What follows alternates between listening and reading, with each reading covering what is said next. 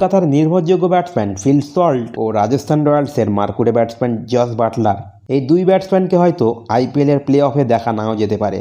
তো হঠাৎ করে কেন এই দুই ব্যাটসম্যানকে আইপিএলের গুরুত্বপূর্ণ ম্যাচে দেখা যাবে না, এর পিছনে কারণটা কি? তো ফ্রেন্ডস, কারণটা বলার আগে আপনাদের কাছে ছোট্ট একটি রিকোয়েস্ট থাকবে, এই ধরনের ক্রিকেটের যাবতীয় তথ্য পেতে চ্যানেলটিকে অবশ্যই সাবস্ক্রাইব করুন এবং বেল আইকনটিকে প্রেস করে দিন।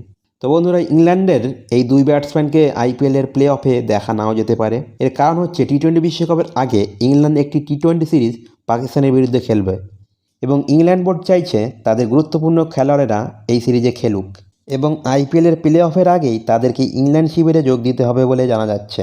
এবং যদি এমনটা হয় তাহলে কলকাতা ও রাজস্থান উভয় দলই সমস্যায় পড়বে, কেননা এই দুই দল অলমোস্ট প্লে অফে কোয়ালিফাই করে গেছে। তবে জানা যাচ্ছে বিসিসিআই ইংল্যান্ড বোর্ডের সঙ্গে কথা চালিয়ে যাচ্ছে যাতে এই খেলোয়াড়দের আইপিএলে খেলার মেয়াদ বাড়ানো যায়। তবে এই দুই প্লেয়ারকে যদি প্লে অফে না পাওয়া যায় তাহলে দুই ফ্র্যাঞ্চাইজি সমস্যায় পড়বে, কেননা তারা যে গুরুত্বপূর্ণ রোলটা প্লে করে আসছে তাদের শূন্যস্থান পূরণ করা সত্যি কঠিন হয়ে দাঁড়াবে।